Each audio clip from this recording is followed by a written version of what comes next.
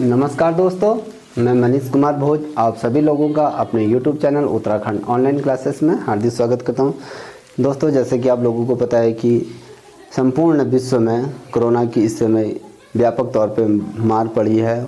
उससे अछूता हमारा भारत भी नहीं है। भारत में आए दिन बहुत ढेर सारे केसेस आ रहे हैं और मृत्यु दर भी बहुत ज़्यादा बढ़ रही है।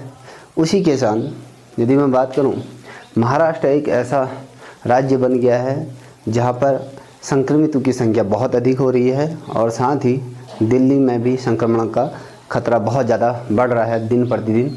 यदि मैं बात करूं सभी राज्यों की, तो सभी राज्यों में अलग अलग तरीके से कोरोना अपने पैर पसार रहा है।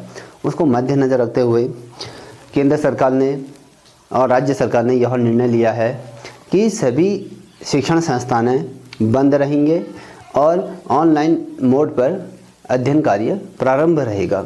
दोस्तों, ये समय हमारे लिए बहुत विकट का समय है, क्योंकि LT की परीक्षा जो 25 अप्रैल को होनी थी वो भी टल चुकी है। अब उसी क्रम में मैं आप लोगों को ऑनलाइन क्लासेस प्रोवाइड कराऊंगा। LT से संबंधित, समूह ग से संबंधित और जितने भी 11-12 के बच्चे हैं जो विद्यालय बंद होने के कारण वो उनका कोर्स कहीं ना कहीं छूट जा रहा है, तो उनको भी मैं अपने स्तर से उनके जो सिलेबस है उसे भी पूरा करने की कोशिश करूंगा। दोस्तों, मैं आज आपके सम्मुख से इसलिए उपस्थित हुआ हूं, जैसे कि मैं ड्राइंग सब्जेक्ट को लेके अभी काफ़ी सक्रिय रहा और साथ ही टीचिंग एप्टीट्यूड से लेकर रिलेटिव और पेडागोजी से संबंधित आज मैं आप लोगों के सम्मुख से सामान्य विषय LT सामान्य विषय का पोर्शन कंप्लीट करने की कोशिश करूंगा। मैं आज से LT विषय पर आधारित सभी चीज़ें कवर करूंगा, चाहे अर्थशास्त्र हो गया है या फिर हिस्ट्री हो गई है या फिर भूगोल हो गया है। जो भी चीज़ें हैं मैं पॉइंट टू पॉइंट सिलेबस के अकॉर्डिंग आप लोगों को अध्ययन कराऊंगा। मेरा मेन उद्देश्य ये रहेगा कि आप लोगों को कम समय में सही चीज़ें प्रोवाइड कराई जाएं और आगामी परीक्षाओं में जो चीज़ें आ रही हैं वो चीज़ आपके लिए कहीं ना कहीं सार्थक साबित रहे। दोस्तों, आइए शुरुआत करते हैं। आज का जो हमारा टॉपिक रहने है वो रहने वाला सहायक अध्यापक पद LT सामान्य विषय से हम संबंधित चर्चा करेंगे। आज जो हमने सामान्य विषय पर जो टॉपिक लिया है वो भारतीय इतिहास लिया है। हाँ, आज जो पाठ्यक्रम के आधार पर हम भारतीय इतिहास से संबंधित प्रश्नों पर चर्चा करेंगे।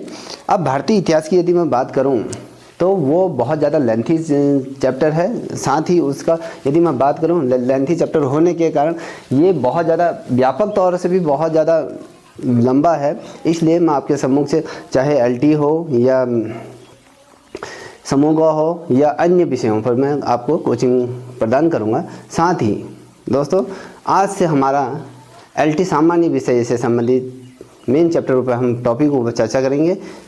उसके बाद हम हिस्ट्री पर चर्चा, उसके बाद इकोनॉमिक्स, फिर जियोग्राफी इत्यादि चीज़ों पर हम चर्चा करेंगे। आइए प्रारंभ करते हैं LT सामान्य विषय का भारतीय इतिहास। ठीक है। अब पाठ्यक्रम के अनुसार यदि हम बात करें तो भारतीय इतिहास के स्रोतों के जो पहला टॉपिक रहेगा, इसमें जो आपका सब्जेक्ट के अकॉर्डिंग जो पहला चैप्टर है, जो टॉपिक है वो है आपका भारतीय इतिहास के स्रोत। अब भारतीय इतिहास के स्रोत के साथ जो पहला टॉपिक रहने वाला है उसमें साहित्यिक एवं पुरातात्विक चीज़ों के बारे में आपको अध्ययन कराया जाएगा। उसके बाद जो सेकंड टॉपिक जो रहने वाला है आपका वो प्रस्तर युग का वृत्त सर्वे होगा। उसमें व्यापक तौर पे जो सर्वे किया जाएगा, जो हमारे प्रस्तर युग की बात कर रहा हूँ मैं, उसमें वृत्त सर्वेक्षण के आधार पर उसमें पूरा पाषाण काल के बारे में हम पढ़ेंगे, मध्य पाषाण काल के बारे में बात करेंगे और नव पाषाण काल के बारे में हम ये 3 कालों को हम कवर करेंगे। पूरा पाषाण काल, मध्य पाषाण काल और नव पाषाण काल के बारे में हम चर्चा करेंगे। अब आता है तीसरा टॉपिक। जो तीसरा टॉपिक है ताम्र पाषाण कालीन। अब उसके अंतर्गत हम क्या पढ़ेंगे, संस्कृति, ताम्र पाषाण कालीन की संस्कृति कैसी रही, क्या रही उस समय, और लोहे का प्रयोग कब हुआ, किस प्रकार से किया गया। उसके बाद हम संस्कृति के बारे में बात करेंगे। उस समय पाषाण काल में किस प्रकार की संस्कृति अपने आप में व्याप्त थी। उसके बाद हम पढ़ेंगे महापाषाण काल संस्कृति के बारे में अध्ययन करेंगे। ठीक है। अब जो आपका जो चौथा टॉपिक रहने वाला है, मैं आपको ये जो आपका LT का सिलेबस है उसके अकॉर्डिंग बता रहा हूँ, वो टॉपिक आपको बता रहा हूँ। उसके बाद जो चौथा टॉपिक रहेगा आपका हड़प्पा सभ्यता के बारे में, हड़प्पा सभ्यता को किस प्रकार से एक पहचान मिली, कब इसकी खुदाई हुई थी, कब इसके पुरातत्व अवशेष हमें प्राप्त हुए थे, और हड़प्पा सभ्यता के बारे में हम क्या समझते हैं, और जो वो खुदाई हुई थी कब हुई थी, कहाँ हुई थी, और इसके अवशेष अब वर्तमान समय में हड़प्पा सभ्यता या सिंधु घाटी सभ्यता अब किस जगह पर स्थित है, इस बारे में हम अध्ययन करेंगे। जो चौथा जो टॉपिक रहने वाला है उसमें हड़प्पा सभ्यता की उत्पत्ति, विस्तार, विशेषताओं के बारे में पढ़ेंगे। फिर उसके बाद उसका पतन किस प्रकार से हुआ उसके संबंध में पढ़ेंगे। ठीक है, आज जो हम पहला टॉपिक लेंगे आपका, वो लेंगे हम भारतीय इतिहास के प्रमुख स्रोतों के बारे में हम चर्चा करेंगे। साहित्य एवं पुरातत्व चीज़ों के बारे में हम अध्ययन करेंगे। जो पहला जो टॉपिक रहना है वो रहने वाला है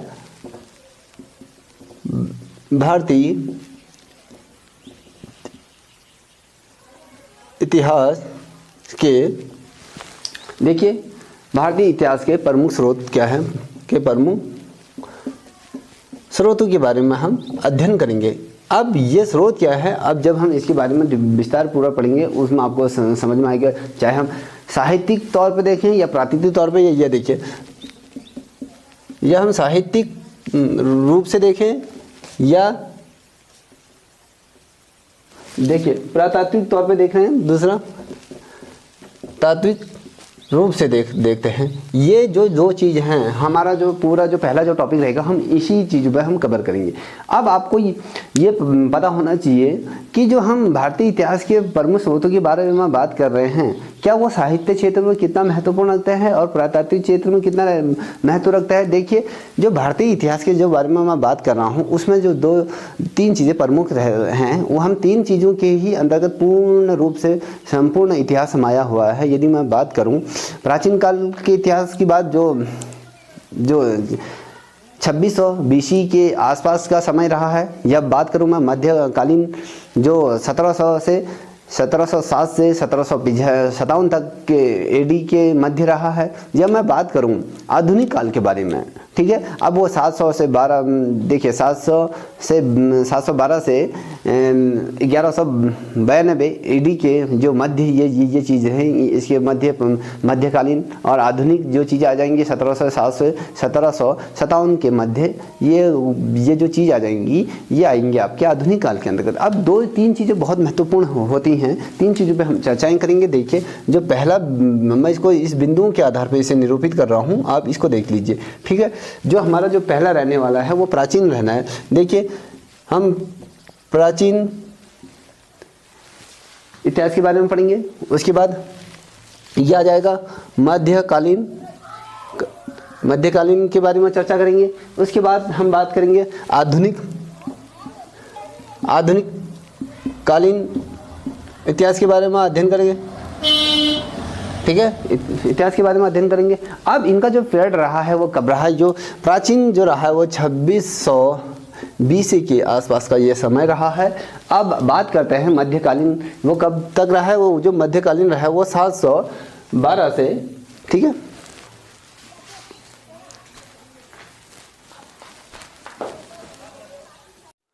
जो सेकंड रहा है मध्यकालीन 712 से 1192 तक का ये पीरियड रहा है। ठीक है, 1192 तक का ये पीरियड रहा है। अब जो हम बात करें, हम आधुनिक कालीन भारत की बात करें, आधुनिक इतिहास के बारे में बात करें, वो 1707 से, देखिए 1707 से 1757 के मध्य रहा है। यदि हम बात करें तो इसे 1800 के मध्य भी इसको हम चर्चा हुई है, इसमें 1800 के मध्य भी इस पर बात हुई है। अब आते हैं ये तीन चीज़ों पे हम महत्वपूर्ण जानकारी आपको प्रोवाइड कराऊंगा। अब प्राचीन क्या है, मध्यकालीन क्या है, आधुनिक कालीन क्या है, ये चीज़ बहुत विस्तारित है। अब इसके बारे में हम बात करते हैं। जो भारतीय इतिहास को सर्वप्रथम इतिहासकार जो रहे हैं मेन, उनके द्वारा इसको तीन भागों में विभाजित कर दिया गया। अब तीन भागों में क्या कौन कौन से हैं आपको पता है, प्राचीनकालीन भारत, मध्यकालीन भारत और आधुनिक कालीन भारत के अंतर्गत ये तीन भागों में इसको विभाजित कर दिया गया है। अब वो देखिए तीन भागों में कौन कौन से हैं, पहला, दूसरा, तीसरा, ये तीन भागों में इसको हमने विभाजित किया। अब ये किसके द्वारा, अब कभी क्वेश्चन आ जाए कि भारतीय इतिहास को सर्वप्रथम किस इतिहासकार ने तीन भागों में विभाजित किया है, वह है जो इतिहासकार हैं, वो इतिहासकार है मील द्वारा इसको विभाजित किया गया है 3 भागों में। अब वो 3 भाग कौन कौन से हैं? प्राचीन कालीन भारत, मध्यकालीन भारत और आधुनिक कालीन भारत में 3 भागों में इसको विभाजित कर दिया गया है।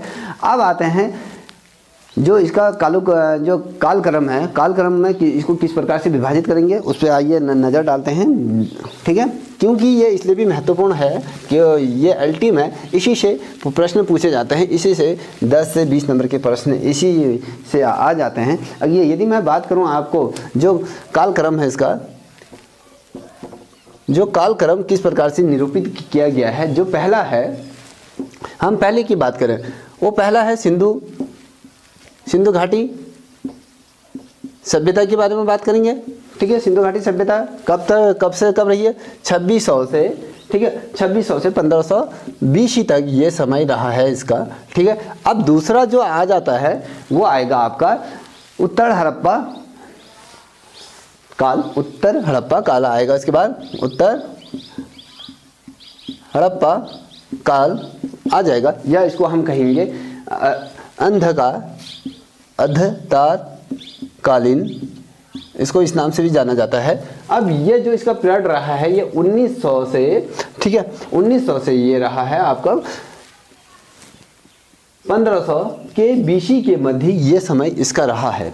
अब मेरे साथ आप उसको नोट करते जाइएगा, मैं आपको ऐसे बता देता हूँ। जो पहला जो कालक्रम रहा है उसका, जो सिंधु घाटी सभ्यता रही है 2600 से 1900 BC के मध्य ये चीज़ें हैं। उसके बाद दूसरे नंबर का आता है हड़प्पा सभ्यता। हड़प्पा सभ्यता को हम क्या कहते हैं? अंधकारमय युग के नाम से भी जानते हैं इसको। ये जो इसका जो पीरियड रहा है वो 1900 से 1500 BC के मध्य ये पीरियड रहा है। अब जो तीसरे नंबर का है वो वैदिक काल रहा है। वो वैदिक काल कब से रहा है? वो 1000 से 600 BC के मध्य ये वैदिक काल रहा है। अब आते हैं उत्तर वैदिक काल के बारे में। उत्तर वैदिक काल जो रहा है वो 1000 से 600 BC के मध्य का ये रहा है।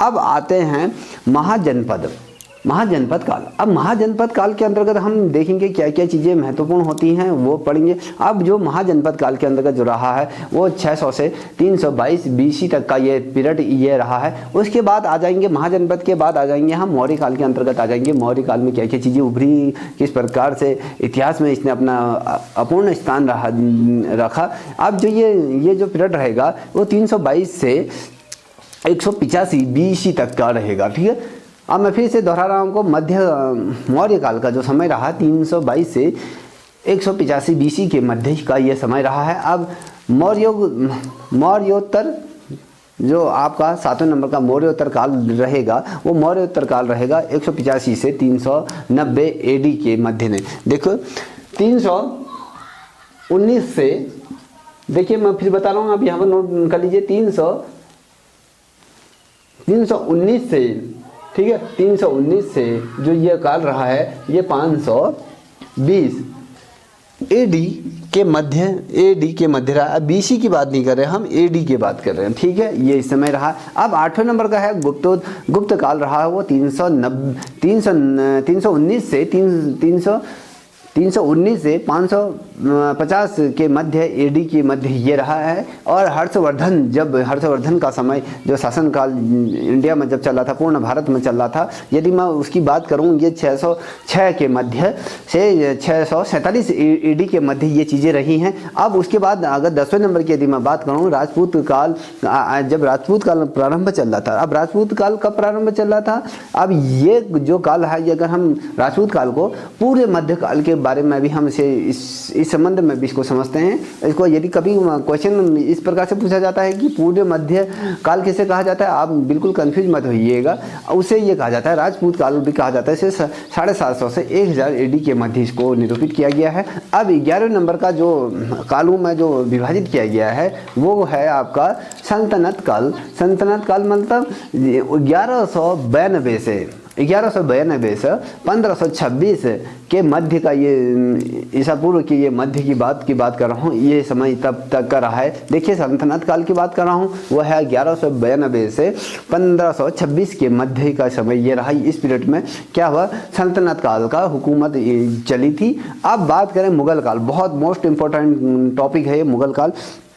यदि मैं बात करूँ ये हर जगह पूछा जाता है। यदि मैं कॉम्पिटिटिव एग्जामों की बात करें तो वहाँ पर भी ये प्रश्न पूछा जाता है, या पीसीएस की बात करूँ, या सिविल सर्विस की बात करूँ, या समूह के अंतर्गत भी बात करूँ, ये आपका जो सहायक अध्यापक सामान्य है तो इसमें तो ये चीज़ आएगी। और तो और ये चित्रकला के विषय में भी ये बहुत ज़्यादा महत्वपूर्ण स्थान मुगल काल ने रखा है। मुगल काल में क्या कौन कौन सी चित्रकलाएँ विकसित हुई, या मुगल काल में क्या ऐसी चीज़ें रहीं जो मुगल काल इतिहास के सुनहरे पन्नों में अपनी छाप छोड़ गया है। अब ये जो ये काल रहा है ये 1526 से 1707 तक का जो समय रहा है। अगर यदि मैं कहूँ ये पूरा श्योर नहीं है कि ये 1526 से या 1707 तक का समय रहा। यदि इतिहासकारों का कुछ ये भी मानना है कि ये जो समय रहा है 1526 से ये रहा है 1857 के मध्य तक का ये समय रहा है। ये इतने बड़ा पीरियड में, इतने बड़े काल में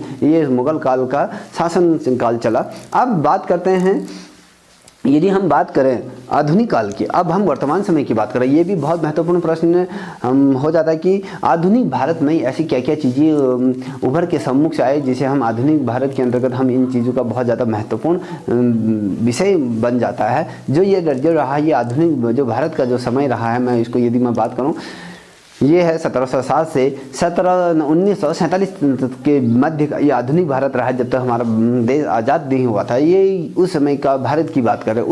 उस समय की भारत में क्या क्या चीज़ें हुई। अब देखिए 1707 से 1945 तक की जो ये पीरियड रहा है, इसमें मुगल काल तो आए, मुगल काल के बाद फिर कंपनी शैली आई। 1600 में कंपनी शैली का आगमन भारत में हुआ। कंपनी शैली के बाद किस प्रकार से कंपनी शैली की हुकूमत इंडिया में रही, फिर ब्रिटिश कालीन ने अपनी हुकूमत, और जो हमारे जो महाजनपद थे, जो शासक थे यहाँ पर, जो वर्तमान समय में जो राजाएं जो शासन कर रहे थे, उनके साथ उनका किस प्रकार से मैत्रीपूर्ण व्यवहार रहा। और जब हुकूमत ब्रिटिश काल की जब हुकूमत सर्वप्रिय तौर पर पूर्ण भारत में एक आक्रोश के तौर पर विकसित हो रही थी, तो उस समय किस प्रकार से इस आधुनिक काल में भारत का इतिहास के बारे में क्या क्या संक्षिप्त चित्रण हुआ है, क्या क्या उसमें उल्लेख हुए हैं, उसके बारे में हम चर्चाएं करेंगे।